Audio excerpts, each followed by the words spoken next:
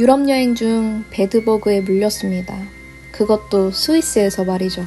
스위스에 은근 순례길 돌고 오는 사람들이나 트레킹하는 사람들이 많았기 때문에 묻혀올 수 있다고 생각이 드네요.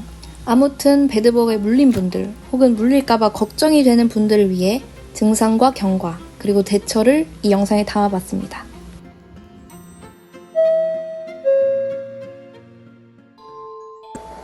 우선 벌레 사진입니다.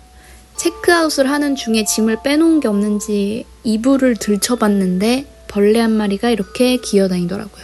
우선 파리 가는 기차를 타야 했기 때문에 이렇게 사진만 찍고 체크아웃을 했습니다. 파리에 가서는 뭐 괜찮았어요. 근데 잠복기였던 것 같아요. 파리에 있을 때 사진입니다. 깨끗하죠? 몸이 엄청 깨끗해요. 팔도 깨끗하고요.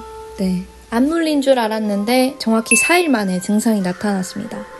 목이랑 다리랑 온몸이 물렸어요. 배드버그는 모기처럼 듬성듬성 무는 게 아니라 이렇게 줄을 지어서 문다고 합니다. 간지럽다고 해서 절대 긁으시면 안 돼요. 전 너무 간지러워서 파리 약국에서 약을 샀어요. 바르는 약으로 이걸 줬고요.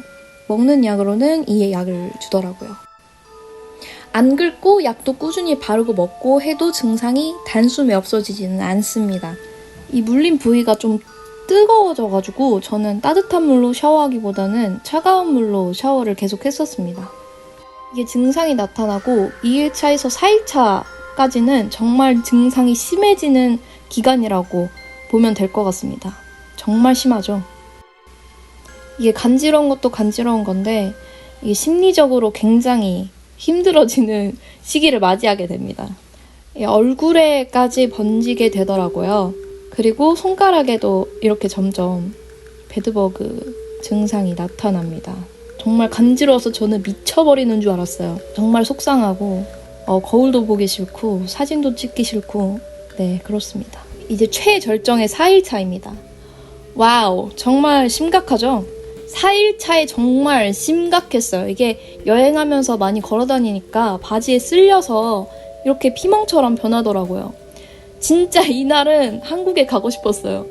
너무 포기하고 싶고 근데 그러다가 이제 한인 약국이 있다고 해가지고 가서 한국말로 증상 얘기하고 대화하니까 좀 심신의 안정을 얻었습니다. 그때 받은 약이에요. 5일차인데요. 어제보다는 색이 짙어지고 고름이 생겼어요.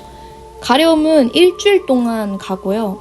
5일차 때는 그냥 내 몰골을 보는 것만으로도 너무 힘든 상태예요. 진짜 심각했죠. 저 그 파리 약국에서도 한인 약국에서도 너무 심각하게 물린 케이스라고 하더라고요. 와 진짜 나 여행 어떻게 했냐. 6일차에는 어느 정도 붉은기가 빠져서 화장으로 가려지는 수준이었고요. 손은 제일 늦게 올라와서 너무너무 간지러웠어요. 마지막까지도. 제일 심했던 다리는 점점 젓갈색으로 변하고 있어요. 가렵기는 해도 5일차보다는 괜찮았습니다. 하지만 괜찮다고 긁으면 바로 올라옵니다. 쇄골 쪽도 점점 갈색으로 변하고 있고요. 얼굴 쪽도 점점 그 부위가 작아지고 있어요. 7일차에는 뭐 괜찮아진 것 같죠? 많이. 이렇게 다리도 점점 연하게 변하고 있고요. 먹는 약은 항히스타민이어서 일주일만 먹고 끊었고요. 바르는 약은 스테로이드성이라 2주 바르고 끊었습니다. 팔은 이게 긴 팔을 입으니까 계속 쓸려가지고 쉽게 안 없어지더라고요. 여기 쇄골 라인이랑 목 뒤쪽도 점점 괜찮아지는 것 같아요. 이제 점점 더 색이 연해지고 있죠. 근데 무릎 쪽은 좀 빨간데 그게 계속 쓸려서 빨개지는 거거든요. 진짜 물리고 좀만 버티세요. 좀만 버티면은 괜찮아집니다, 여러분. 쇄골 라인에 있는 부위들도 조금씩 작아지고 있고 얼굴도 조금씩 작아지고 있어요. 9일차입니다. 이때부터는 계속 연갈색이라 차도가 없어 보이는데 아무튼 낫고 있는 과정입니다. 좀 따뜻한 물로 샤워를 했는데 몸도 붉게 올라오고 이 상처들도 좀 빨갛게 올라오더라고요. 이제 이때부터는 간지럽지 않아서 사진을 남기지는 않았어요. 멀리서 봤을 때 아직 티가 나는 정도예요. 다리는 이 정도로 붉은기는 전혀 볼 수가 없고요. 흉터로 이렇게 남게 되었습니다. 목 뒤에도 붉은기는 없고 그냥 흉터로만 남았고요. 얼굴도 정말 많이 좋아졌죠. 한 달 지났을 때 모습인데요. 엄청 연해졌죠. 한 달이면 이렇게 되니까 낙심하지 말고 딱 일주일만 버텨보세요. 한 달 반이 지나고 나서는 베드버그 물린 적이 없는 사람 같아요. 이렇게 심하게 물린 팔뚝 같은 경우는 좀 티가 나더라고요. 아직까지는. 2달이 지나고 지금 현재의 다리 모습입니다. 좀 흉터는 남아있기는 한데 많이 옅어졌죠. 얼굴은 정말 말끔하게 없어진 상태고요. 팔은 조금 이렇게 연하게 남아있기는 합니다. 비교를 하자면 이 정도입니다. 와, 정말 심각했는데 많이 괜찮아졌죠. 배드버그 너무 심하게 물려서 그 호스텔에 메일을 보냈습니다. 그래서 사진에 날짜랑 간단한 메모를 적어서 메일을 보냈는데 저 말고 다른 사람들은 안 물렸다, 책임이 없다 라고 하더라고요. 그래서 또 따졌죠. 배드버그 사진이 있는데 무슨 말이냐. 근데 역시나 발뺌을 하더라고요. 그래서 저는 여행 중이었기 때문에 에너지를 소비하기 싫어서 답장을 하지는 않았습니다. 정리를 하자면 여행 가기 전에 배드버그 기피제, 배드버그 연고, 먹는 약을 한국에서 꼭 챙겨가시길 바랍니다.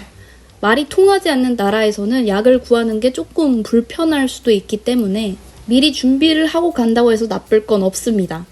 그리고 배드버그를 봤다면 꼭 잡아서 데스크나 호스트에게 따지고 그리고 방을 옮기시길 바랍니다.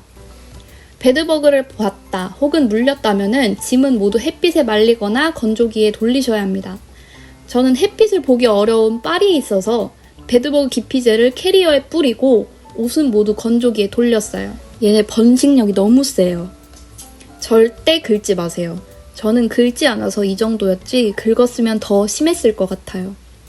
물린 곳이 막 간지럽고 좀 뜨겁고 그래서 찬물로 꼭 샤워를 하시고 못 참겠으면 모기파스를 바르세요. 마지막으로 심리적으로 정말 힘들어요.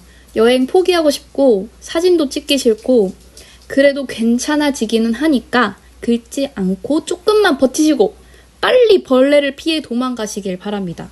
영상이 조금이나마 힘이 되었으면 합니다.